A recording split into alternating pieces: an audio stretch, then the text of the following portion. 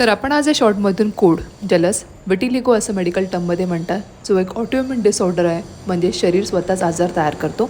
ह्यामध्ये मेलॅनिन ग्रंथी जे पिगमेंट देणारे असतात ते नष्ट होतात. आपण काय डूज अँड डोंट्स डाएटमधून फॉलो केले पाहिजेत ते आपण बघूया. लक्षात घ्या, योग्य उपचारासोबत जर का हे पदार्थ तुम्ही जे नॅचरली मेलॅनिन प्रोड्यूस करतात सुरू केलात तर तुम्हाला रिझल्ट्स हे अवश्य दिसणार. सर्वात प्रथम म्हणजे कॉपरयुक्त आहार, तिळाच्या बिया म्हणजे सेसमी सीड्स, आल्मंड्स आणि मशरूम्स. दुसरं म्हणजे लोहयुक्त आहार म्हणजेच आयर्न रिच फूड्स. त्यामध्ये तुम्ही खजूर, कडधान्य, गूळ, हिरव्या पालेभाज्या आणि भोपळ्याच्या बिया. महत्त्वाचं म्हणजे विटॅमिन डी. विटॅमिन डी हे तुमच्या शरीरामध्ये इम्युनिटी तर वाढवतंच, पण स्किनच्या केसेसमध्ये खूप महत्त्वाचा रोल प्ले करतो. Beta carotene. तर बीटा कॅरोटीन हे तुम्हाला स्वीट पोटॅटोज म्हणजे रताळं, ॲप्रिकॉट, गाजर आणि येलो पेपर. महत्त्वाचं म्हणजे विटॅमिन ई.